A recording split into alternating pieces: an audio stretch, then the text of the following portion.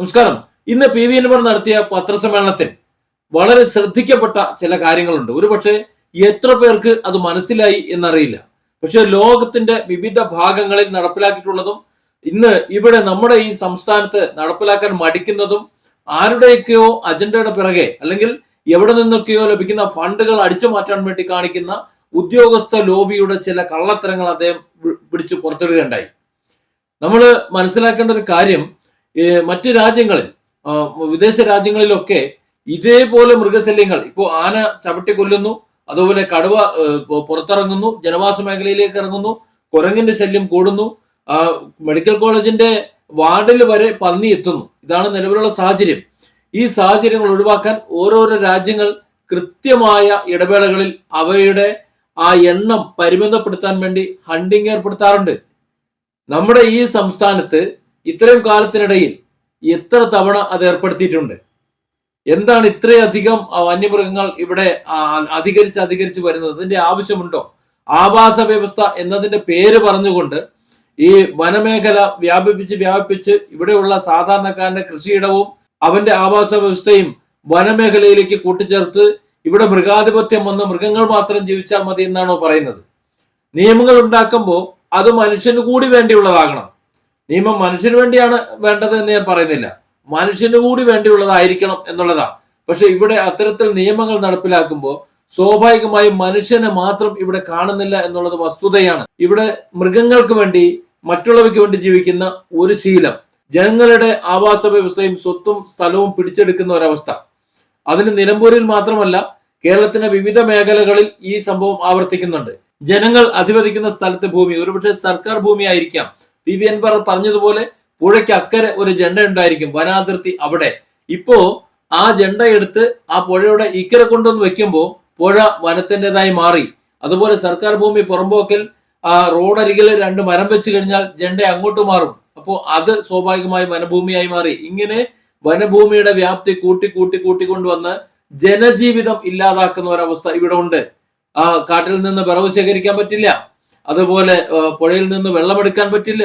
എന്തിന് അവിടെ ഒരു പാലം പണിയാൻ കൂടി പറ്റാത്ത ഒരു സാഹചര്യമുണ്ട്. പി വി അൻവർ പറഞ്ഞതുപോലെ 10-50 വർഷം ബസ് ഓടിക്കൊണ്ടിരുന്ന ഒരു സ്ഥലമുണ്ട്. ആ 50 വർഷത്തിലേറെ ബസ് ഓടിക്കൊണ്ടിരുന്ന സ്ഥലത്ത് പാലം പൊളിഞ്ഞുപോയി. ആ പാലം പൊളിഞ്ഞത് പാലം പുതുക്കി പണിയാൻ ചെല്ലുമ്പോൾ അപ്രോച്ച് റോഡ് സമ്മതിക്കില്ല എന്നാണ് പറയുന്നത്. ഇതിനേക്കാൾ കഴിഞ്ഞ ദിവസം നടന്നതിനേക്കാൾ വലിയ ഗുണ്ടായിസം നടത്തിയിട്ടാണ് അവസാനം ജീവൻ കേടാവും, തടി കേടാവും എന്ന് മനസ്സിലായപ്പോഴാണ് വനം വകുപ്പ് അത് റോഡിനുള്ള അനുമതി കൊടുത്തത്. സത്യത്തിൽ അനുമതിന്റെ ആവശ്യമുണ്ടോ?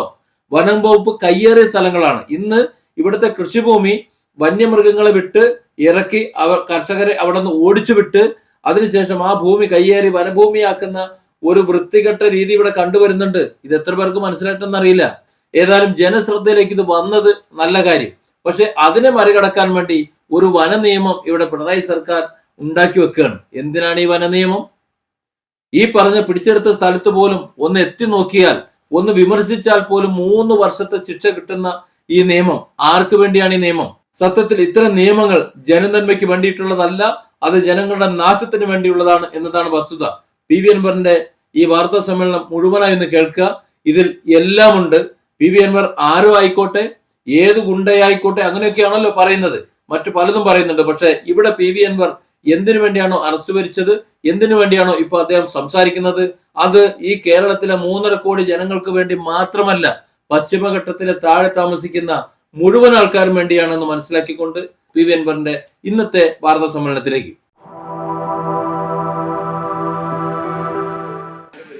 എവർഗ്രീൻ ഫോറസ്റ്റ് ഉണ്ട്, അത് എവർഗ്രീൻ ഫോറസ്റ്റ് ആയി കിടക്കും. അപ്പോൾ ഇങ്ങനെയുള്ളൊരു സാഹചര്യത്തിൽ ഇവിടെ വന്യജീവികൾ വന്നുകൂടാൻ തുടങ്ങി. ഇതവിടെ ആവാസ വ്യവസ്ഥ അവരുടെ കേന്ദ്രങ്ങളായി മാറി. ഇത് വരുന്ന സമയത്ത് തന്നെ ഇവിടുന്ന് ഇവരെ തുരത്താനുള്ള നിലപാട് ഗവൺമെന്റ് തീരുമാനിക്കേണ്ടിയിരുന്നു. അങ്ങനെ ഗവൺമെന്റിന്റെ അടുത്ത് ഭാഗത്തുനിന്നുണ്ടായില്ല. അപ്പോൾ നിലമ്പൂരിനെ സംബന്ധിച്ച് ഞാൻ പ്രത്യേകം പറയുകയാണെങ്കിൽ 70% ഫോറസ്റ്റാണ്. എങ്ങനെ 70%? അതിൽ 30% താഴെയാണ് റിസർവ് ഫോറസ്റ്റ് ഉള്ളത്. ബാക്കി വരുന്ന 40% ഇങ്ങനെ പിടിച്ചെടുത്താണ്. അപ്പോൾ ഒരു റോഡ് ഇങ്ങനെ പോകും, അവിടെ ഫോറസ്റ്റ് ഉണ്ടാവും, അവിടെ ടാർ ചെയ്യാൻ സമ്മതിക്കില്ല. ഇലക്ട്രിക് ലൈൻ ഇങ്ങനെ വന്നാൽ അവിടെ നിർത്തണം, അപ്പുറത്തേക്ക് പോകാൻ പറ്റില്ല. കുടിവെള്ള ലൈൻ ഇപ്പുറത്ത് നിർത്തണം, അപ്പുറത്തേക്ക് പോകാൻ പറ്റില്ല. ഇതൊന്നും മുമ്പുണ്ടായിരുന്നില്ല. ഇപ്പോൾ എല്ലാവരും കൂടി ഇത് വളഞ്ഞിട്ട് പിടിക്കുകയാണ്. ഫോറസ്റ്റ് ഉദ്യോഗസ്ഥന്മാർ യഥാർത്ഥത്തിൽ പരിപൂർണമായിട്ടും സാമൂഹ്യ വിരുദ്ധരായി ഗുണ്ടകളായി മാറും ഈ നിയമം വന്നാൽ. നിങ്ങൾ എഴുതി വെച്ചോ, കേരളത്തിലെ ഒഫീഷ്യൽ ഗുണ്ടകൾ ആരാണെന്ന് ചോദിച്ചാൽ കേരളത്തിലെ ഫോറസ്റ്റ് ഉദ്യോഗസ്ഥരായി മാറ്റുന്ന നിയമമാണ്. ഇന്ന് തന്നെ അവരുടെ സാന്നിധ്യം, അവരുടെ അക്രമം നമുക്ക് താങ്ങാൻ കഴിയുന്നില്ല. ഇവിടെ മൃഗങ്ങളെ കേരളത്തിലേക്ക് ആകർഷിക്കുകയാണ്, ജനവാസ മേഖലയിലേക്ക് ആകർഷിക്കുകയാണ്.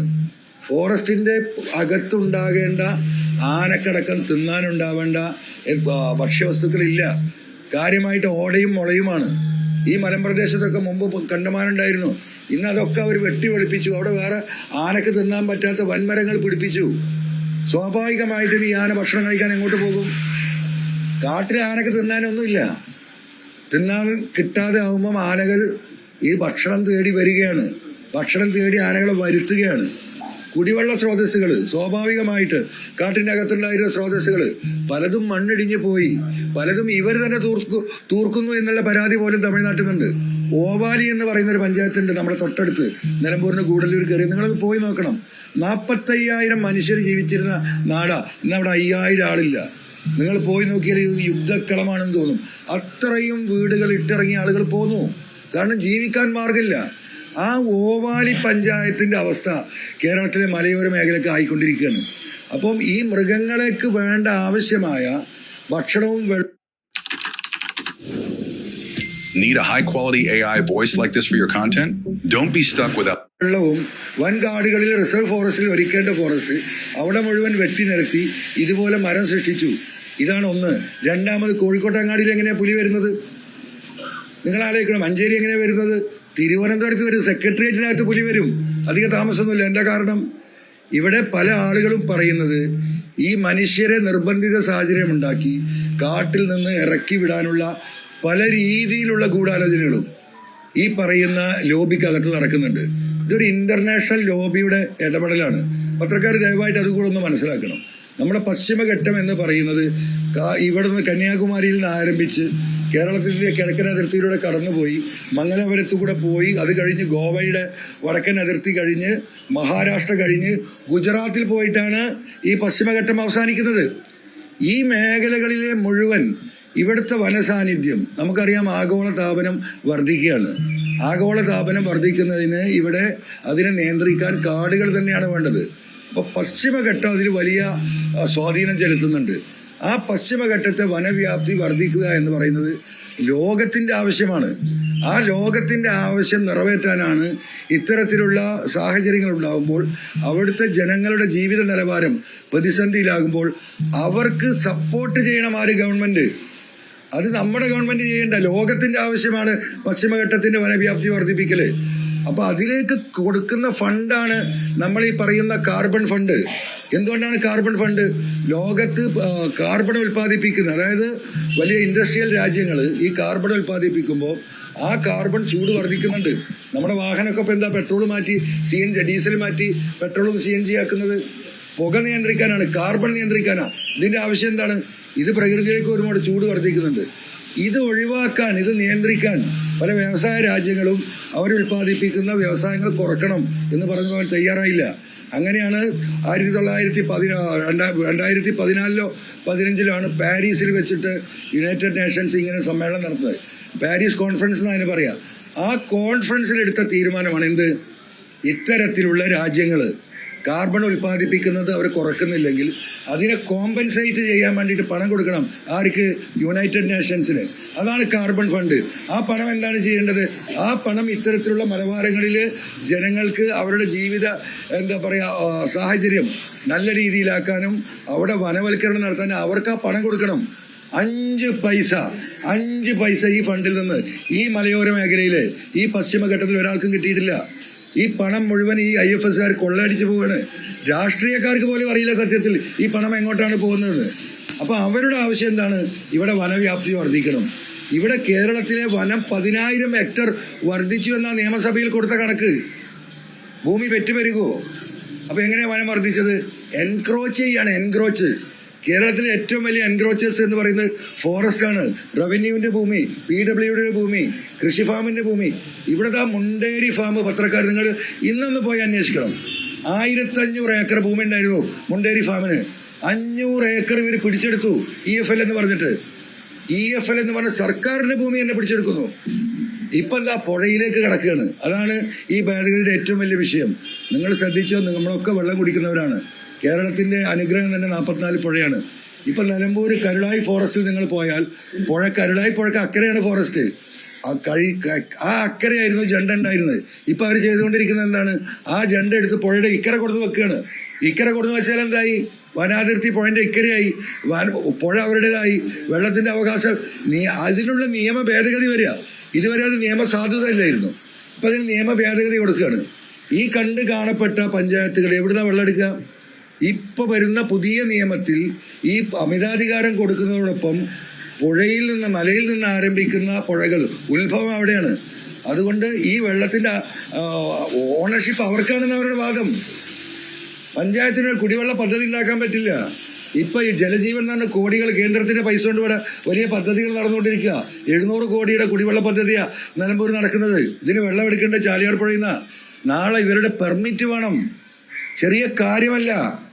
അപ്പം ഈ വനവ്യാപ്തി വർദ്ധിപ്പിക്കുക. പുഴ ഇക്കരത്തെ ജണ്ടിട്ട് കഴിഞ്ഞാൽ എന്തായി, എത്ര ഹെക്ടറാ കൂടി പോവുക. അപ്പൊ ഇങ്ങനെ ഹെക്ടറുകൾ വർദ്ധിപ്പിക്കുക. ഇത് മൈക്രോസ്കോപ്പ് വെച്ച് ഇങ്ങനെ നോക്കുകയാണ് ഈ IFSകാർ. അതിനുള്ള മാർഗങ്ങൾ തേടുകയാണ്. ആ മാർഗങ്ങൾ അവർ ഇംപ്ലിമെന്റ് ചെയ്യാണ്. മനസ്സിലായില്ലേ? ഒരാളും അറിയാതെയാണ് ഈ കയ്യേറ്റം നടക്കുന്നത്. PWD നിലമ്പൂർ CNG റോഡ് നിങ്ങളത് പോയി നോക്കൂ. ബ്രിട്ടീഷുകാരുടെ കാലത്തിൽ 30 മീറ്റർ വീതി ഉണ്ടായിരുന്നു. പഴയ 1800 അവരുടെ സർവേയിൽ. ഇന്ന് എത്ര മീറ്ററാണ് വീതി? റോഡിന്റെ വക്കത്ത് അതിർത്തിയിൽ കൊടുത്തിട്ട് മരം വെക്കും ഇവര്. കാരണം എന്താ, പിറ്റേത് കുറച്ച് കഴിയുമ്പോഴേക്കും മുളയൊക്കെ ആണെങ്കിൽ 1 വർഷം കൊണ്ട് അത് 1 മീറ്റർ വട്ടത്തിൽ വരും. അതോടുകൂടി ആ വനത്തിന്റെ അതിർത്തി ഇപ്പുറത്തായി. പക്ഷികൾ തൂറി ഒരു കാഷ്ടിച്ചിട്ട് അവിടെ ഒരു വിത്ത് മുളച്ചാൽ അത് അതിർത്തിയാക്കി ഇവർ കാണുകയാണ്. എത്ര വിഷയത്തിൽ നമ്മൾ ഇടപെട്ടു. PWD എഞ്ചിനീയർമാർ ഒരു രക്ഷയില്ല. അവർക്കൊന്നും അങ്ങോട്ട് അടുക്കാൻ കഴിയില്ല. അപ്പം അവർ കേസ് ബുക്ക് ചെയ്യും. എഞ്ചിനീയർ അവരോട് പറയും തൊട്ടു പോകരുത്. ഇപ്പം നമ്മുടെ പ്രളയത്തിൽ തകർന്ന ചുങ്കത്രയിലെ പാലം റീകൺസ്ട്രക്ട് ചെയ്ത് കഴിഞ്ഞപ്പോൾ അതിലേക്ക് ഓപ്പറേഷൻ റോഡ് കൊടുക്കൂല. 50 കൊല്ലമായി ബസ് ഓടിയ റൂട്ടാണ്. 3-4 മാസം പോയി അവസാനം ചെറിയ ഗുണ്ടായിസം ജനങ്ങൾ കാണിച്ചിട്ടാണ് ഫോറസ്റ്റ് അത് വിട്ടുകൊടുത്തത്. അപ്പൊ ഇതൊരു വലിയ വലിയ വലിയ വലിയ വിഷയമാണ്. ആ വിഷയത്തിലേക്ക് ഇടുത്തി പോലെയാണ് ഈ നിയമം വരുന്നത്.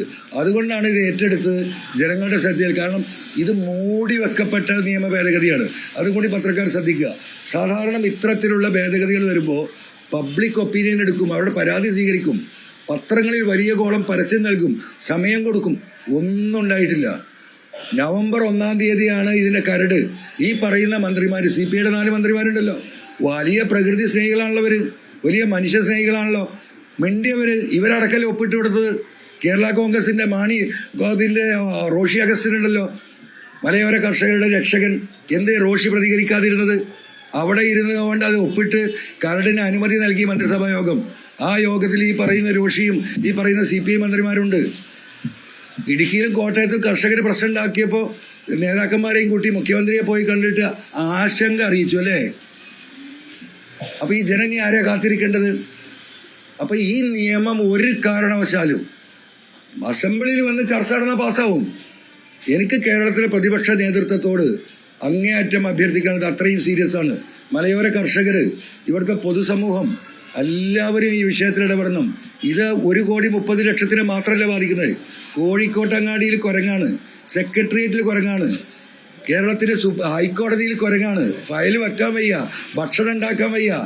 കാട്ടിനിറങ്ങി നാട്ടിലെത്തി. കോഴിക്കോട് അങ്ങാടി കൂടെ ആന മാർച്ച് ചെയ്യും. നിലമ്പൂർ ATM കൗണ്ടറിൽ ആനയാണ്, നടു റോട്ടിൽ, നടു അങ്ങാടിയിൽ. ഇത് പെരുകയാണ്. ഇതെന്ത് ഇത് നിയന്ത്രിക്കണ്ടേ? നിങ്ങൾ മനസ്സിലാക്കേണ്ടത് ഈ 2024 ജനുവരിയിൽ 1972 ഈ വന നിയമത്തിൽ ഭേദഗതി വരുത്തണമെന്ന് പറഞ്ഞ് ഒരു MLA നിലക്ക് സുപ്രീം കോടതിയിൽ റിട്ട് ഫയൽ ചെയ്തതിനാ. PV അൻവർ ഇന്ന് 4 ആളുണ്ടാക്കാൻ തുടങ്ങിയല്ല. ഈ ഫെബ്രുവരിയിൽ അദ്ദേഹം LDFന്റെ കൂടെയാ. ആ കേസ് 3 വട്ടം സുപ്രീം കോടതി കേട്ടു. ഈ വർഷം 2024 എന്താ സുപ്രീം കോടതി പറഞ്ഞതെന്നറിയാം നിങ്ങൾ? ഈ പറയുന്ന വിഷയത്തിൽ ഇത് വളരെ സീരിയസ് ആയിട്ടുള്ള വിഷയമാണ്. സുപ്രീം കോടതിക്ക് ഈ വിഷയത്തിലൊന്നും ചെയ്യാൻ കഴിയില്ല.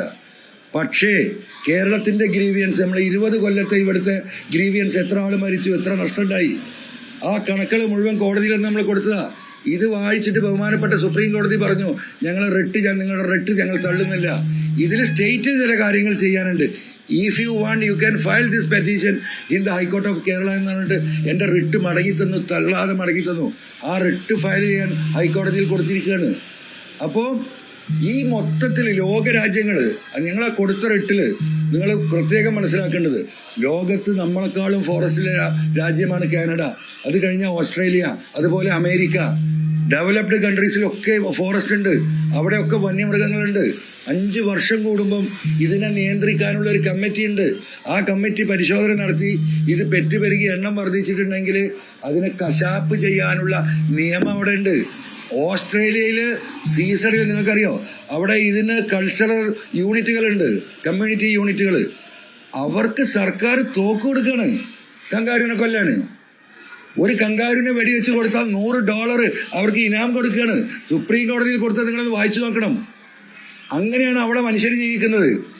ഇവിടെ ഒരു വനം മന്ത്രി, എന്താ അദ്ദേഹത്തിൻ്റെ സ്ഥിതി? എന്തെന്നാണ് അദ്ദേഹം നിലമ്പൂർ വന്നിട്ട് പറഞ്ഞത്?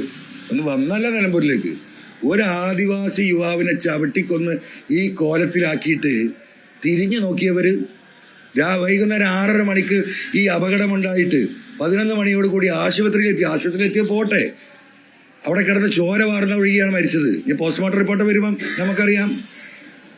അവിടെ വന്നിട്ട് ഫോറൻസിക് സർജന് ചെയ്യേണ്ട സർജറി പോസ്റ്റ്മോർട്ടം ആരാ ചെയ്തത് എന്നുള്ളത് നമുക്ക് പരിശോധിക്കണം. അതുണ്ടായിട്ടില്ല. ചോര വാർന്നിട്ടാണ് മണി മരണപ്പെട്ടത്. ഈ ഫോറസ്റ്റിന്റെ നിരുത്തരവാദിത്വം. എന്നിട്ട് ആ ബോഡി ആശുപത്രിയിൽ രാത്രി 10:30 എത്തിയിട്ട് പിറ്റേ ദിവസം 11:30 മണിക്കാണ് ഇൻക്വസ്റ്റ് നടത്തുന്നത്. ഒരു പട്ടിന്റെ വില കൽപ്പിച്ചോ മനുഷ്യന്? അയാളുടെ ഫോറസ്റ്റ് ഓഫീസിൽ കയറിയ ആളുകളെ 4 ചില്ലടിച്ച് പഠിച്ചതായിട്ട് വലിയ പ്രശ്നം. എന്തിനാ അദ്ദേഹം പറഞ്ഞത്? PV അൻവറിനെ ഞാൻ നിങ്ങൾക്ക് പറഞ്ഞിട്ടുണ്ടല്ലോ, വേറെ പല പഞ്ചായത്തിലും പല മണ്ഡലങ്ങളിലും ഇങ്ങനെ പ്രശ്നങ്ങൾ ഉണ്ടായിട്ടുണ്ടല്ലോ. അവിടെയൊക്കെ MLA മാർ എൻ്റെ അടുത്ത് വന്നിരുന്ന് സംസാരിച്ച് പ്രശ്നം പരിഹരിക്കുകയല്ലേ ചെയ്തത്. അദ്ദേഹം ശോഭിക്കുന്നവനാ, നിങ്ങൾക്കറിയില്ലേ? ഞാനിനി അയാളെ അണ്ടിപ്പരിപ്പ് ഞാൻ തിരുവനന്തപുരത്ത് പോകണോ? കുറെ അണ്ടിപ്പരിപ്പ് ഞങ്ങൾ തിന്നതാ. ഇങ്ങനെ വരുന്നവരെ ഇങ്ങനെ സോപ്പാക്കി വിടുക. അയാൾക്ക് എന്താ പണി? ഈ ഫോറസ്റ്റ് മന്ത്രിയുടെ സംഭാവന എന്താ ഈ 3.5 കൊല്ലത്തിനിടക്ക്? ഈ കേരളത്തിലെ ജനങ്ങൾക്ക് എന്ത് ചുക്കാണ് ചെയ്തത്? ഒരു മന്ത്രിയായിരിക്കുക. എന്താ ഇപ്പം മാറ്റാത്തത്? എന്താ മാറ്റാത്തത്? ഒരു പാർട്ടിയുടെ NCPയുടെ ഭാഗമായിട്ട് വന്നൊരു മന്ത്രിയെ NCPയുടെ പ്രസിഡന്റാ മാറ്റാൻ പറഞ്ഞത്. മാറ്റാത്തതിന് കാരണം എന്താ പറയുക നമുക്ക്? മാറ്റിയാൽ ഈ ബില്ല് ഒപ്പിടേണ്ടത് തോമസ് കെ തോമസ് എന്ന് പറയുന്ന ക്രൈസ്തവ സമുദായത്തിൽപ്പെട്ട MLA ആയിട്ടുള്ള തോമസ് കെ തോമസാണ്. തോമസ് കെ തോമസ് ഫോറസ്റ്റിന്റെ മന്ത്രിയായി വന്നാൽ ഈ അമെൻമെന്റിൽ ഒപ്പിടുമെന്ന് നിങ്ങൾക്ക് തോന്നുന്നുണ്ടോ? ആ സമുദായങ്ങളെ പുറത്താക്കും. അയാൾക്ക് ഈ നാട്ടിലിറങ്ങാൻ കഴിയില്ല. ക്രൈസ്തവ സമൂഹമാണ് ഇതിൽ ഏറ്റവും കൂടുതൽ പീഡനം അനുഭവിക്കുന്നത്. അവര് സ്വാഭാവികമായിട്ട് എതിർക്കില്ലേ? തോമസ് കെ തോമസിന്റെ കയ്യിലേക്ക് ഈ ബില്ല് പാസ്സാകുന്നതിന് മുമ്പ് ഫോറസ്റ്റ് മന്ത്രി പദം നൽകിയാൽ അത് നടക്കൂല എന്ന് ആർക്കറിയാം? പിണറായിക്കറിയാം. അത് തന്നെ കൊടുക്കാത്തതിന്റെ പ്രധാന കാരണം. ഈ രീതിയിൽ എല്ലാ വോട്ടകളും അടച്ചിരിക്കുകയാണ്. പുറത്ത് പബ്ലിഷ് ചെയ്തിട്ടില്ല, പത്രത്തിൽ പരസ്യം ചെയ്തിട്ടില്ല. ഗസറ്റ് പബ്ലിക്കേഷൻ നടത്തിയതാണ് മന്ത്രി. ഗസറ്റിലെല്ലാം ഉണ്ടാവും. ആരാ ഗസറ്റ് കാണുക? ഈ 3.5 കോടി ജനങ്ങൾ 1000 ആള് മറിച്ചു നോക്കുമോ? 1000 ആള്. ഞങ്ങളുടെയൊക്കെ MLA മാരുടെയൊക്കെ PA അവരൊന്ന് മറിച്ചു നോക്കും. പ്രധാന വിഷയം ഉണ്ടെങ്കിൽ ആ മണ്ഡലത്തിൽ അല്ലെങ്കിൽ പൊതുവായിട്ടുണ്ടെങ്കിൽ അത് സൂചിപ്പിക്കും. അപ്പം ആ ഗസറ്റിലൂടെ ഒളിച്ചു കിടത്തുകയാണ്. അപ്പം എല്ലാ നിലക്കും ക്രൈസ്തവ സമൂഹത്തിന് എതിർപ്പുകൾ ഉണ്ടാകുമ്പം, ക്രൈസ്തവ സമൂഹത്തിലൊരു മന്ത്രിയാകുമ്പം ക്രൈസ്തവ സമൂഹത്തിൽ ആ മന്ത്രിക്ക് അത് ഒപ്പിടില്ല. ഏതെല്ലാം ആംഗിളിലൂടെയാണ് ഈ കാര്യങ്ങൾ കൊണ്ടുപോകുന്നത്? അപ്പം മലയോര മേഖലയിലെ 1,30,00,000 ജനങ്ങൾ, ഞാൻ ഈ പറഞ്ഞ കോഴിക്കോട്ടങ്ങാടിയിലും തിരുവനന്തപുരത്തും കൊച്ചിയിലും താമസിക്കുന്ന സാധാരണ ജനങ്ങൾ, പണ്ട് ഇത് ഫോറസ്റ്റിന്റെ വിഷയമല്ലേ എന്ന് പറഞ്ഞ് അങ്ങാടിക്കാർ മാറിയിരുന്നു. ഇനി മാറി നിൽക്കാൻ കഴിയില്ല. പന്നി ജില്ലാ ആശുപത്രിയിൽ പന്നിയാണ്. മഞ്ചേരി ജില്ലാ ആശുപത്രി അറിയുന്ന നിങ്ങൾക്ക്? ജില്ലാ ആശുപത്രിയിൽ രാത്രി 8 മണി കഴിഞ്ഞാൽ രോഗികളോടൊപ്പമുള്ള കൂടെ ഇരിക്കുന്നവർ ആശുപത്രിയുടെ പുറത്തേക്ക് ഇറങ്ങുന്നില്ല. എന്താ കാരണം? പേറ്റ് പെരുകിയിരിക്കുക പന്നി. Let's help you grow your savings more. പന്നിയെല്ലാം കൂടെ ഇവിടെ പെറ്റ് പെരുകിയിട്ട് എന്ത് ആവാസ വ്യവസ്ഥക്ക് എന്ത് സംഭാവന? മന്ത്രി ഒന്ന് എക്സ്പ്ലെയിൻ ചെയ്യണം. ഇവിടുത്തെ പ്രകൃതിവാദികളൊന്ന് എക്സ്പ്ലെയിൻ ചെയ്യണം. ആളുകൾ ഇങ്ങനെ അന്തം വിട്ട് നിൽക്കുക. എന്താണ് ഈ ആവാസ വ്യവസ്ഥ? നമുക്കാർക്കും മനസ്സിലാവുന്നില്ല. ഇത് കൊടും ചതിയാണ്, കൊടും വഞ്ചനയാണ്. ഈ മലയോര മേഖലയിലെ ജനങ്ങളെ നിർബന്ധിത സാഹചര്യം ഒരുക്കുക. അതിനുള്ള ഇൻഫ്രാസ്ട്രക്ചർ അതാണ് നടക്കുന്നത്. അങ്ങനെ ഇവിടെ വനവ്യാപ്തി വർദ്ധിപ്പിക്കണം. അതിന് കോടികൾ ഈ പറയുന്ന കാർബൺ ഫണ്ട് ഉൾപ്പെടെയുള്ള ഇന്റർനാഷണൽ ഏജൻസികളുടെ കൈകളിൽ എത്തുന്നുണ്ട്. 2004 നിങ്ങൾക്കറിയണോ, ഇവിടെ ഉണ്ടായിരുന്ന ഒരു IFS ഓഫീസർ അന്ന് എന്നോട് പറഞ്ഞ, അദ്ദേഹം മനുഷ്യരുടെ ഒരു മനുഷ്യപ്പറ്റുള്ള ഒരു വ്യക്തിയായിരുന്നു. കെ സുധാകരൻ മന്ത്രിയായിരിക്കുന്ന കാലത്ത് അന്ന് അദ്ദേഹം എന്നോട് സൂചിപ്പിച്ചാണ്, അൻവർ നിങ്ങളൊന്ന് പരിശോധിച്ച് നോക്കണം, ഇവിടുത്തെ IFSകാരുടെയൊക്കെ മക്കൾ എവിടെയാണ് പഠിക്കുന്നത്. 2004 ഇവരെ ശമ്പളം എത്രയാ? 20,000 തൊട്ട് 25,000 രൂപ ശമ്പളമാണ്. അന്നത്തെ കാലത്ത് നിങ്ങൾ എഴുതി വെച്ചോ, പരിശോധിച്ചോ. ഈ കേരളത്തിലുള്ള IFSകാരുടെ പലരുടെയും മക്കള് ലണ്ടനിലും അമേരിക്കയിലും പഠിക്കുന്നു. ഇന്ന് നമ്മളെ നാട്ടുകാരെല്ലാവരും പോകുന്നുണ്ട്. അങ്ങനെ ഇതിന്റെ പിന്നിൽ വലിയ ഒരു ലോബിങ് എന്നുണ്ട്. ഇവരുടെ സുഖവാസ കേന്ദ്രങ്ങളാണ് ഫോറസ്റ്റ് ഗസ്റ്റ് ഹൗസുകൾ. നിങ്ങൾക്ക് അറിയില്ലേ? നിങ്ങൾ ആരെയും പോയിട്ടുണ്ടോ? ഇവിടുത്തെ മന്ത്രിമാർ പോയിട്ടുണ്ടോ? അവിടെ നിഗൂഢ കേന്ദ്രങ്ങളാണ്. സകലമാന തോന്നിവാസവും തമ്മാടിത്തവും കള്ളുകുടിയും പെണ്ണുപിടിയും നടക്കുന്ന കേന്ദ്രങ്ങളാണ് ഈ ഫോറസ്റ്റിലെ IBകൾ. ഇതെന്താ കാട്ടിനുള്ളിൽ കൊണ്ടുപോയി വെക്കുന്നത്? അവിടെയാണ് അതിന് സൗകര്യം. അവിടെ കള്ളുകുടി, അവരെ ഇറച്ചി വരേണ്ടെന്ന് പറഞ്ഞ് കാട്ടിൻ്റെയും മാനിൻ്റെയും. നിങ്ങൾക്കറിയോ? ഇതൊക്കെ അവിടെ താമസിക്കുന്ന ആളുകൾ പറയുന്ന. രാത്രി പാട്ട് കച്ചേരിയാണ് പല ഈ ഗസ്റ്റ് ഹൗസുകളിലും. പുറലോകത്ത് അറിയോ? അങ്ങനെ കള്ള് കുടിച്ച് കൂത്താടി സുഖിച്ച് എന്താ പറയുക, ഒരു സാമൂഹ്യ വിരുദ്ധ സംഘം ഈ കാടുകളിൽ ഫോറസ്റ്റ് എന്ന് പറഞ്ഞിട്ട് വളരെയാണ്. ഇതിനെന്ത് അടിക്കണ്ടേ? 1 കിലോമീറ്റർ കമ്പിയിടാൻ, ഫെൻസിങ് ഇടാൻ 2.5 ലക്ഷം അവർ ചിലവാക്കുന്നത്. 2.5 ലക്ഷം അറിയോ നമുക്ക്? എന്താ ഈ 2.5 ലക്ഷം? ഉള്ളിപ്പാട പോലെയുള്ള ട്യൂബാണ് ഈ പൈപ്പ് എന്ന് പറയുന്നത്. ഇങ്ങനെ ആക്കിയാൽ ഒടിയും. അതിന്റെ മുകളിൽ കൂടെ കെട്ടുന്ന കമ്പി എന്ന് കാണുന്നത് മൈക്രോസ്കോപ്പ് വെച്ച് നോക്കണം അവിടെ കമ്പി ഉണ്ടോന്ന്. ലോകത്ത് ഇത്ര വണ്ണം കുറഞ്ഞിട്ടില്ല എന്താ പറയുക നൈസായിട്ടുള്ള കമ്പി എവിടുന്നാ വരുന്ന കൊണ്ടുവരുന്ന അറിയില്ല. 50,000 ചെലവില്ലാത്ത 2.5 ലക്ഷം ഈ രീതിയിൽ പോവുകയാണ്. അപ്പോഴോ 15 കോടി രൂപയാണ് ഈ വർഷം നിലമ്പൂരിൽ ബിൽഡിംഗ് കെട്ടാൻ ചെലവാക്കിയത്. മന്ത്രിയുടെ സദസ്സിൽ ഞാൻ പറഞ്ഞതാ. എത്ര കാറുകളാണ് ഇവർക്ക് വാങ്ങുന്നത്? നിങ്ങളിപ്പോൾ DF ഓഫീസിൽ പോയി നോക്കൂ. എത്ര ക്രിസ്റ്റ അങ്ങനെ തിളങ്ങുന്ന കാറുകൾ എയർ കണ്ടീഷൻ ചെയ്ത്. ഇവർക്ക് എന്തിനാണ് ഈ ക്രിസ്റ്റാണ്? ഇവർക്ക് കാട്ടിൽ പോകാൻ ജീപ്പാവേണ്ട, അതിൽ ആക്സിഡന്റ് ആയിക്കോട്ടെ. ഇത്രയും ലക്ഷങ്ങൾ മുടക്കുന്ന കാറുകൾ, ആഡംബര കാറുകൾ എന്തിനാ അവർക്ക്? എന്നിട്ട് എന്താ ഫോറസ്റ്റുകാരെ പല പണിയും? നിലമ്പൂരിൽ നിന്ന് സ്വകാര്യത്തിൽ നിങ്ങൾ പോയി നിങ്ങളുടെ ക്യാമറ ഇട്ടിരുന്ന് അറിയും. ഇവർക്ക് പച്ചക്കറി വാങ്ങാൻ ഒരു ബീറ്റ് ഓഫീസർ പോകണം. ഇവരുടെ ഭാര്യമാർക്കുള്ള വേറെ സാധനം വാങ്ങിക്കൊടുക്കാൻ വേറൊരുത്തൻ പോകണം. കൂലിപ്പണി എടുപ്പിക്കുകയാണ്, അടിമപ്പണി. ആരെക്കൊണ്ട്? ഈ സാധാരണ ഫോറസ്റ്റുകാരെ കൊണ്ട്. മീൻ വാങ്ങാനൊരു വണ്ടി വേറെ, പലചരക്കിന് വേറെ വണ്ടി, കോഴിക്കോട്ടേക്ക് ഷോപ്പിങ്ങിന് പോകാം വേറെ വണ്ടി. ഇവിടേക്ക് ഈ IFSകാരെ വീട്ടിലേക്ക് പോയി നോക്കണം നിങ്ങൾ. ഈ ജനത്തിനെ കൊന്നിട്ട് അവരെന്ത് തെമ്മാടിത്തം ചെയ്തോട്ടെ, പക്ഷെ ഈ ജനത്തിന് ഇവിടെ ജീവിക്കണം. അതിനുള്ള വഴി ഉണ്ടാകണം. അതിനുള്ള നിയമമാണ് വേണ്ടത്. അതുകൊണ്ട് ബഹുമാനപ്പെട്ട UDFന്റെ മുഴുവൻ നേതൃത്വത്തോട് എനിക്ക് പറയുന്നത്, നിങ്ങൾ ഏറ്റെടുക്കണം. ഏറ്റെടുക്കുക മാത്രമല്ല, നിങ്ങൾ അധികാരത്തിൽ വന്നാൽ ഇവിടെ നമുക്കറിയാം ഈ പശ്ചിമഘട്ടത്തിലെ ഈ 11-12 സംസ്ഥാനങ്ങളുണ്ട്. ഈ സംസ്ഥാനത്തെ മുഴുവൻ മുഖ്യമന്ത്രിമാരെയും പോയി കാണണം ഇവിടുത്തെ ലീഡർഷിപ്പ്. ആ മുഖ്യമന്ത്രിമാരെ ഒരുമിച്ച് നിർത്തിക്കൊണ്ട് ഈ 972 വന നിയമത്തിൽ ഭേദഗതി വരുത്താൻ ഈ പശ്ചിമഘട്ടത്തിലെ മുഴുവൻ സംസ്ഥാനങ്ങളെയും ഒരുമിപ്പിച്ച് ചേർത്തുള്ള ഒരു പോരാട്ടത്തിന് നേതൃത്വം കേരളത്തിൽ നിന്ന് ഉയർന്നു വരണം. അത് ഉയർത്തിക്കൊണ്ടുവരാൻ അടുത്ത ഈ 2026 തെരഞ്ഞെടുപ്പിൽ UDF കൂടെ അധികാരത്തിൽ വരണം. ആ അധികാരത്തിൽ വരുന്ന UDF അതുകൂടി ഏറ്റെടുക്കണം. അവിടത്തേക്ക് ഇത് എത്തിക്കണം. ഈ വിപ്ലവം തുടങ്ങേണ്ടത് ഈ ഫോറസ്റ്റ് ഉദ്യോഗസ്ഥരുടെ ഇല്ലെങ്കിൽ ഈ വന്യമൃഗശല്യത്തിന്റെ ഈ വിപ്ലവം തുടങ്ങേണ്ടത് കേരളത്തിലാണ്. ആ നേതൃത്വം ബഹുമാനപ്പെട്ട UDF ലീഡർഷിപ്പ് ഏറ്റെടുക്കണം എന്നാണ് ഇത്തരം ഒരു സാഹചര്യം ഉരുത്തിരിഞ്ഞൊരു ഘട്ടത്തിൽ എനിക്ക് പറയാനുള്ളത്. തീർച്ചയായിട്ടും. അതായത് ഈ വിഷയത്തിന്റെ ഗൗരവം അവർക്ക് ഇപ്പോൾ പഠിച്ചു, അവർക്ക് മനസ്സിലായി, മുമ്പും അറിവുള്ളതാണ്. അപ്പൊ ഈ ഗൗരവത്തിന് 63 മണ്ഡലത്തെയാണ് UDF തിരിച്ച് അധികാരത്തിൽ വരാൻ ആഗ്രഹിക്കുന്നുണ്ടല്ലോ. സ്വാഭാവികമായിട്ടും ഈ ഒരു വിഷയം ഏറ്റെടുത്താൽ മതി. 63 മണ്ഡലത്തെ നേരിട്ടാണ്. 140 മണ്ഡലത്തെ മുഴുവനും ഞാൻ ഈ പറഞ്ഞ പന്നിയും കുരങ്ങും കൊണ്ട് ബാധിക്കുന്നുണ്ട്. 2 രീതിയിലാണ് ഇത് ബാധിക്കുന്നത്. അതുകൊണ്ട് ഇത് UDF ഏറ്റെടുക്കണം. ഏറ്റെടുക്കണം.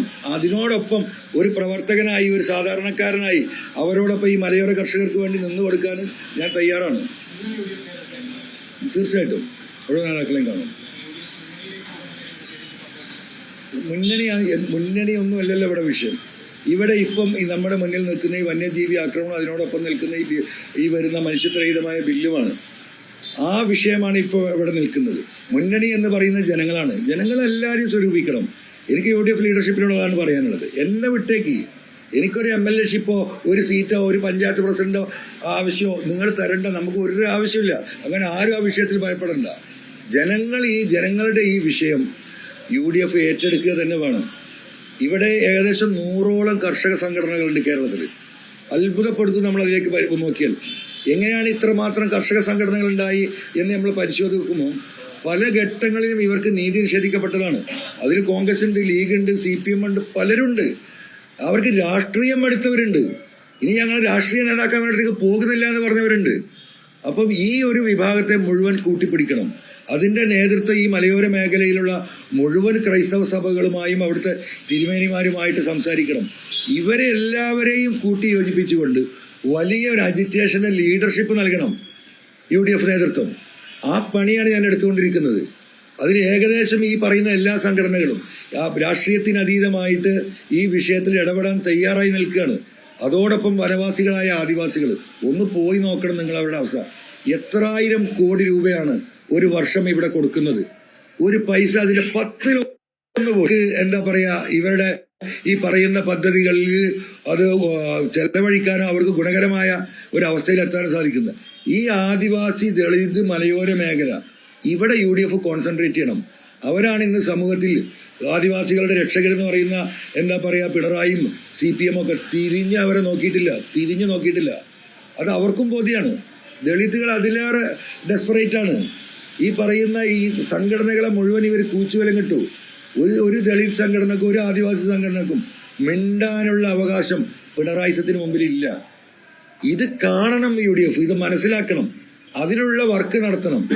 ആ വർക്കിലൂടെ ഈ പറയുന്ന രീതിയിൽ ഈ വരുന്ന ഈ ഒരു 1 വർഷം UDF പ്രവർത്തിക്കുകയാണെങ്കിൽ 10%, 140 സീറ്റിൽ 10%, വെറും 10-15 സീറ്റിലേക്ക് LDF താഴേക്ക് വരുന്നത് നമുക്ക് കാണാൻ കഴിയും. അതാണ് പൊളിറ്റിക്സ്. ആ പൊളിറ്റിക്സ് UDF ഏറ്റെടുക്കുക. അത്രേ ഞാൻ പറയുന്നുള്ളൂ.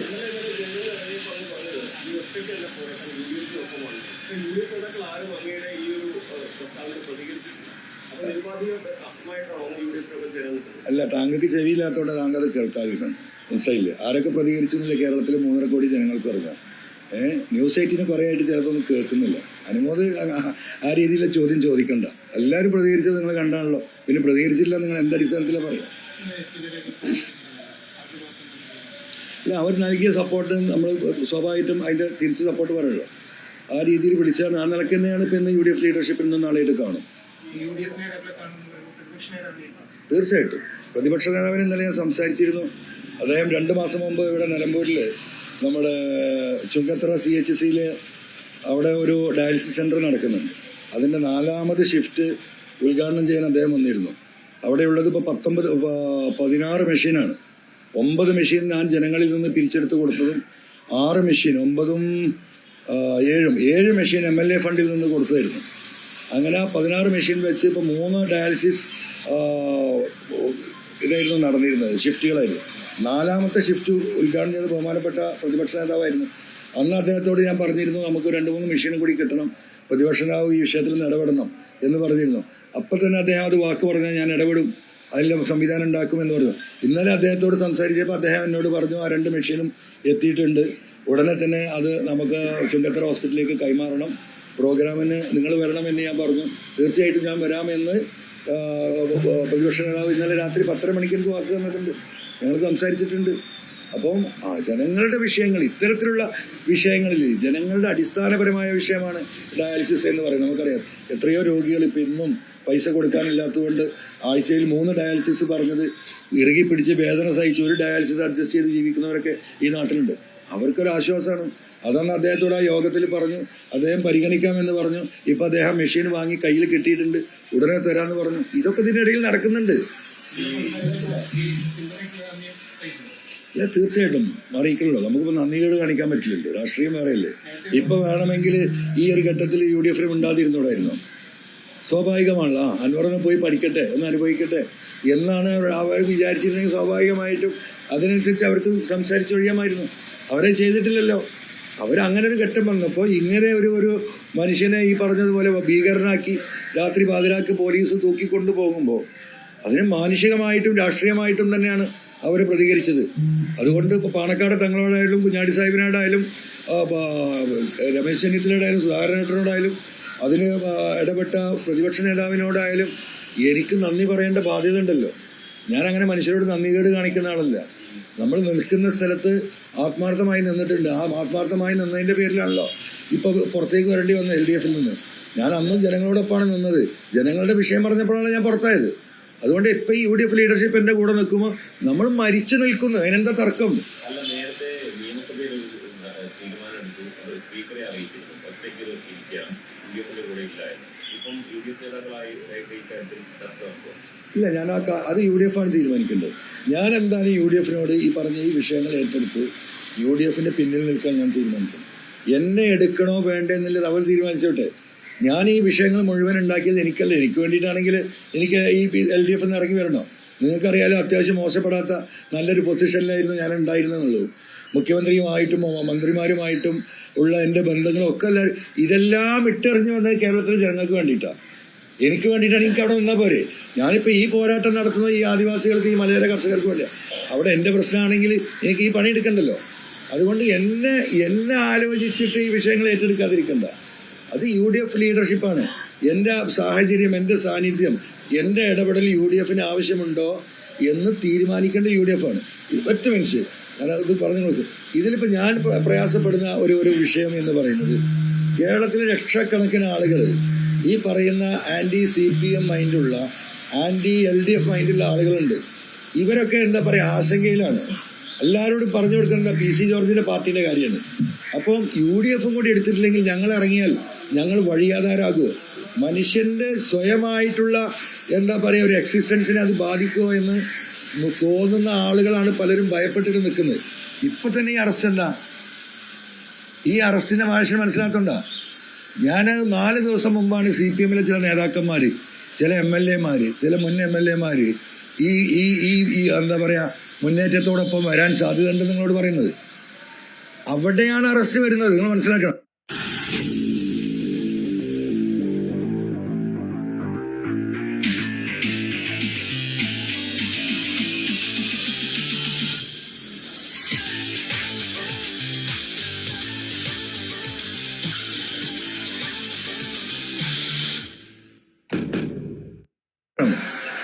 എന്നെ തൂക്കി ഉള്ളിലാക്കി പാറ കേസും കൂടി ചാമ്പിയിട്ട് അങ്ങോട്ട് എന്താ പറയുക സൈസാക്കാം എന്ന P ശശിയുടെയും മുഖ്യമന്ത്രിയുടെ ഓഫീസിലെയും കണക്കൂട്ടൽ കൂടിയാണ് എന്ത് പറയുന്നത് ഈ അറസ്റ്റ്. ചോദിച്ച ചോദ്യം, അപ്പം ഇവരൊക്കെ ഒരു ചെറിയ ആശങ്കയിലാണ്. ഞാൻ UDF-ന്റെ ഔദ്യോഗിക ഭാഗമാകുന്നതോടുകൂടി നിങ്ങൾ എഴുതി വെച്ച കേരളത്തിൽ എന്താ സംഭവിക്കാൻ പോകുന്നത്, ആ പൊളിറ്റിക്സ് അനലൈസ് ചെയ്യേണ്ട ആരാണ്? UDF ലീഡർഷിപ്പാണ്. ഈ UDF-ന് ശക്തി പകരാൻ അപ്പുറത്തുനിന്ന് ആൾ വരണമല്ലോ. ആ അപ്പുറത്തുനിന്ന് വരാൻ നിൽക്കുന്ന നേതാക്കന്മാരും പ്രവർത്തകരും അവരുടെ മനസ്സിൽ വലിയ ആശങ്കയാണ്. കാരണം കഴിഞ്ഞ 4-5 മാസമായിട്ട് ഇത്ര വലിയ വിഷയങ്ങളിൽ ഞാൻ ഇടപെട്ട് സംസാരിച്ചിട്ടും UDF നേതൃത്വത്തിൽ നിന്ന് അനുഭാവപൂർവമായ ഒരു UDF-ന്റെ പ്രവേശനത്തിനുള്ള വഴി തുറക്കാതെ കാണുമ്പം വന്ന ആളുകൾ തന്നെ എന്താ പറയുക ചെറുതായിട്ട് ഇങ്ങനെ ബാലൻസ് ചെയ്ത് നിൽക്കുകയാണ്. അതാണ് ഇതിലെ വിഷയം. തുടക്കഘട്ടത്തിൽ തന്നെ താങ്കൾ ഈ വിഷയങ്ങളൊക്കെ എത്തിയപ്പോൾ തന്നെ പൊളിറ്റിക്കൽ നെക്സസിനെതിരെയാണ് താങ്കൾ പറഞ്ഞുകൊണ്ടിരുന്നത്. ഇപ്പോഴും അതേ നെക്സസ് നിലനിൽക്കുന്നുണ്ട്. തീർച്ചയായിട്ടും ആ നെക്സസിന്റെ ഭാഗം തന്നെയല്ലേ ഇത്. CPM എന്ന് എവിടെയാണ് നിൽക്കുന്നത്? CPM-ന്റെ ഉദ്ദേശം എന്താ? CPM-ന്റെ ഉദ്ദേശമല്ല, സോറി, പിണറായിയുടെ ഉദ്ദേശം എന്താ? പിണറായിക്ക് ഏൽപ്പിച്ച ഉത്തരവാദിത്തങ്ങൾ. ഇനിയിപ്പോൾ ഞാൻ നിങ്ങളോട് പറയാത്തൊരു കാര്യമുണ്ട്. കാരണം അത് ജുഡീഷ്യറിയുമായി ബന്ധപ്പെട്ട ഒരൊറ്റ വിഷയമായതുകൊണ്ട് ADGP അജിത് കുമാർ ഇടപെട്ടൊരു വിഷയമുണ്ട്. എൻ്റെ അടുത്ത് അതിൻ്റെ ഡോക്യുമെൻ്റ് ഉള്ളതാണ്. പക്ഷെ അതൊരു ജുഡീഷ്യറിയുമായി ബന്ധപ്പെട്ടൊരു വിഷയമായതുകൊണ്ട് മാത്രമാണ് ഞാനിത് പറയാതെ നിൽക്കുന്നത്. അത് പറയേണ്ട ഒരു ഘട്ടം വരികയാണെങ്കിൽ ഞാനത് പറയും. അപ്പോൾ ആ നെക്സസ് RSS നേതൃത്വവുമായിട്ടുള്ള നെക്സസ് വളരെ സ്ട്രോങ് ആയിട്ട് ഇവിടെ പ്രവർത്തിക്കുന്നുണ്ട്. ആ നെക്സസിൻ്റെ ഭാഗം എന്താണ് CPM-ൻ്റെ നിലപാട്? നിങ്ങളൊന്ന് ആലോചിച്ച് നോക്കി. എന്താണ് ഇപ്പോൾ ഈ ന്യൂനപക്ഷങ്ങൾക്കെതിരെയുള്ള സംസാരം? എന്താണ് ഈ മുനമ്പം വിഷയത്തിൽ ക്രൈസ്തവ സമൂഹത്തോടുള്ള CPM-ന്റെ നിലപാട്? ഇതൊക്കെ പറ്റിക്കപ്പെടുകയും എതിർക്കപ്പെടുകയും ചെയ്യുന്നത് അതിൽ വേറൊരു പൊളിറ്റിക്സ് ഉണ്ട്. പിണറായി എനിക്ക് ശേഷം പ്രളയമാണ്. എനിക്ക് ശേഷം പ്രളയം. ഒരു കാലത്തും CPM കേരളത്തിൽ അധികാരത്തിൽ വരാത്ത വിധമുള്ള പൊളിറ്റിക്കൽ സ്ട്രാറ്റജിയാണ് RSS നേതൃത്വം പിണറായിയെ ഏൽപ്പിച്ചിരിക്കുന്നത്. ആ സ്ട്രാറ്റജി വർക്കൗട്ട് ചെയ്തുകൊണ്ടിരിക്കുകയാണ്.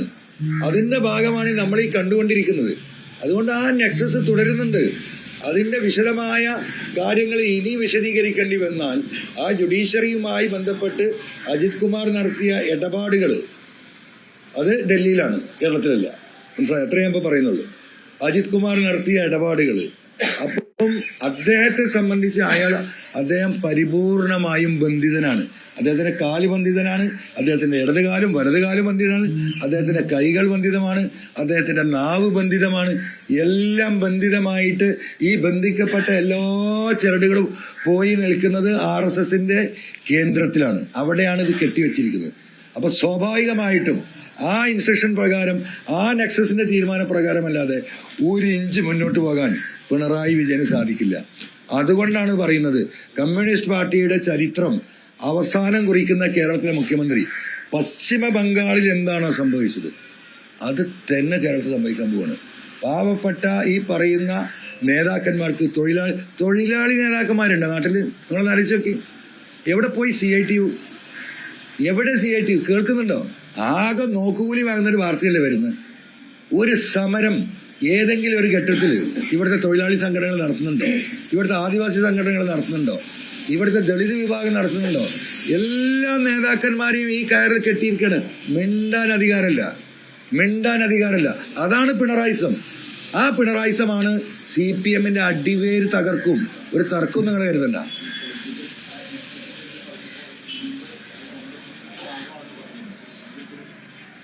അല്ല, കോൺഗ്രസിന്റെ ഞാൻ അന്നും പറഞ്ഞത് അങ്ങനെയാണ്. ആ നെക്സസ് ഞാൻ പറഞ്ഞത് നിങ്ങൾ ഇപ്പോഴും മനസ്സിലാക്കുക. ഞാൻ പറഞ്ഞത് കേരളത്തിലെ പ്രബലമായിട്ടുള്ള എല്ലാ രാഷ്ട്രീയ പാർട്ടിയുടെയും പ്രബലരായിട്ടുള്ള ചില നേതാക്കന്മാർ തമ്മിൽ വലിയ നെക്സസ് ഉണ്ട്. ആ നെക്സസ് ആണ് കേരളത്തിലെ ജനങ്ങൾക്ക് നീതി കിട്ടാത്തത്. അതിലെല്ലാവരുമുണ്ട്. എന്നാൽ എല്ലാ പാർട്ടിയിലെയും ചിലർ ആ വിഷയത്തിലുണ്ട്, ഇപ്പോഴുണ്ട്. അതാത് പാർട്ടികൾ തിരിച്ചറിഞ്ഞാൽ അത് ഏറ്റവും നല്ലതാണ്. അത് ഇപ്പോൾ UDF നേതൃത്വം പലരെയും തിരിച്ചറിയുന്നുണ്ട്, അത് കാണുന്നുണ്ട്. അതില്ല എന്ന് പറയാനൊന്നും ഞാനില്ല. അതിൽ ഏറ്റവും അതിശക്തമായി ആ നെക്സസ് പ്രവർത്തിക്കുന്നത് ഇപ്പം ഈ പറയുന്ന BJP, RSS, പിണറായി, ആ അച്ചുതണ്ടാണ്, CPM അച്ചുതണ്ട്.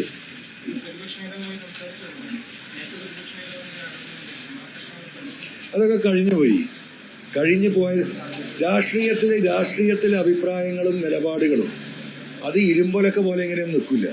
രാഷ്ട്രീയ സാഹചര്യത്തിനനുസരിച്ച് ഇപ്പോൾ ആ സാഹചര്യത്തിന് അത് മാറ്റേണ്ടി വരും. പൊതുസമൂഹം ഒന്നടങ്കം ഒരു വിഷയത്തെ നേരിടുമ്പോൾ, പ്രതിസന്ധിയെ നേരിടുമ്പോൾ, ഞാൻ പണ്ടത് പറഞ്ഞല്ലോ എന്ന് പറഞ്ഞിട്ട് ആ വടിയും പിടിച്ചല്ല നിൽക്കേണ്ടത്. അത്തരത്തിലുള്ള ആളുകളിൽ കൂടി ഒരുമിച്ച് അല്ലെങ്കിൽ അവരുടെ കൂടെ ചേർന്നിട്ട് ഈ സാമൂഹ്യ തിന്മയ്ക്കെതിരെ പോരാടുക എന്നതാണ് ഒരു പൊതുപ്രവർത്തകന്റെ ഉത്തരവാദിത്തം. ആ ഉത്തരവാദിത്തം ഏറ്റെടുക്കും.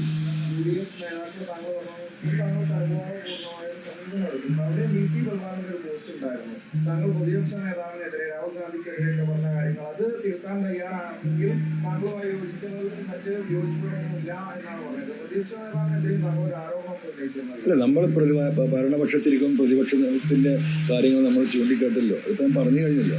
അതിലപ്പുറം ആർക്കും പോസ്റ്റ് ഇടാനുള്ള അവകാശം കേരളത്തിലുണ്ടല്ലോ. അത് അദ്ദേഹം അങ്ങനെ പോസ്റ്റ് ഇട്ടിട്ടുണ്ടാവും. ഇന്ന് പിന്നെ വേറെ ആരെയും ലീഡർഷിപ്പിന് ആരെയും വിളിച്ചിട്ടില്ല. ഇവിടെ പരിസരത്ത് കോഴിക്കോട്, തൃശ്ശൂർ ആരെങ്കിലും ഉണ്ടെങ്കിൽ ഉണ്ടാവുമെന്ന് പരീക്ഷിക്കും. അല്ലെങ്കിൽ തങ്ങളെ കാണും. 1 മണിയാണ് ഏകദേശം സമയം പറഞ്ഞില്ലേ. ഈ സമയം മാറിയാൽ അത് ഭയങ്കര സംഭവമൊക്കെയാണ് നിൽക്കേണ്ടത്. ഇപ്പം നമ്മുടെ വന്ന് ഇരിക്കുമ്പോഴാണ് വിളിക്കുന്നത്, നിങ്ങൾ കണ്ടതാണ്.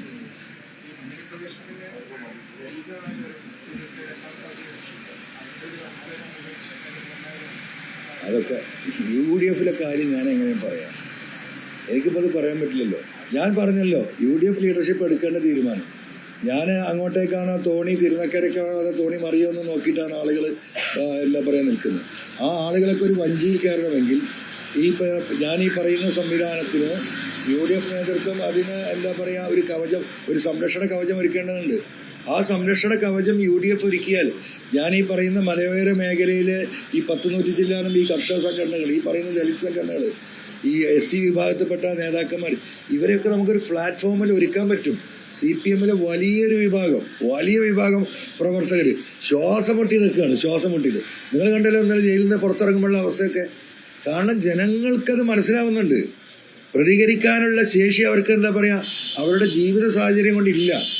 അപ്പോൾ ആ സാഹചര്യം പ്രതികരിക്കാനുള്ള ശേഷി അവർക്ക് ഉണ്ടാക്കി കൊടുക്കേണ്ട ധാർമ്മിക ഉത്തരവാദിത്വം UDF ലീഡർഷിപ്പിനുണ്ട്. അത്രേ ഞാൻ പറയുന്നുള്ളൂ. അത് അവരാണ് ആലോചിക്കേണ്ടത്. ഒരിക്കലും ഒറ്റയ്ക്കല്ല.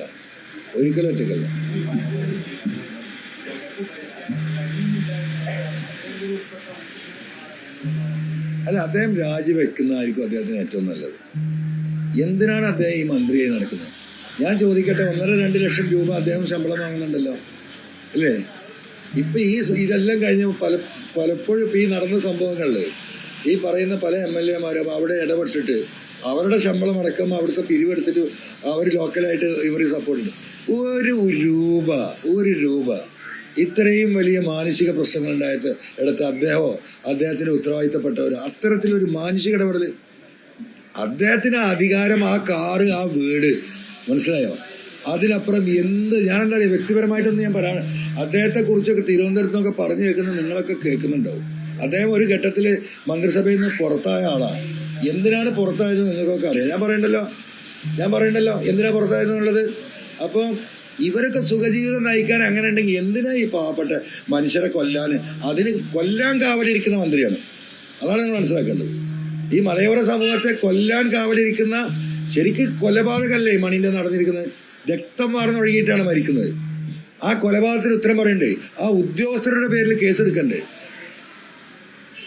എന്തെങ്കിലും ഒരു നിലപാട് ഹൈക്കോടതി പറഞ്ഞിട്ടുണ്ട്, ഉദ്യോഗസ്ഥന്മാർക്ക് ഇതിൽ ഉത്തരവാദിത്തമുണ്ട്. ഇത്തരത്തിലുള്ള ഒരു കേസിൽ അവിടെ പബ്ലിക് ലിറ്റിഗേഷൻ പോയ സമയത്ത് ഒരു ഉദ്യോഗസ്ഥന്റെ പേരിൽ നടപടി എടുത്തിട്ടുണ്ടോ? അയാൾക്ക് എടുക്കാൻ കഴിയില്ല. കാരണം ഈ പറയുന്ന മാഫിയ സംഘത്തിന്റെ തലവൻ ഇയാളാണ്. ഈ പറയുന്ന ഫോറസ്റ്റിന്റെ സകല മാഫിയ തലത്തിന്റെ ഈ തലവൻ ഒരു മാഫിയ തലവന്റെ രൂപത്തിലാണ് കേരളത്തിലെ വനമന്ത്രി ഉള്ളത്. അതാണ് ജനങ്ങൾ മനസ്സിലാക്കേണ്ടത്.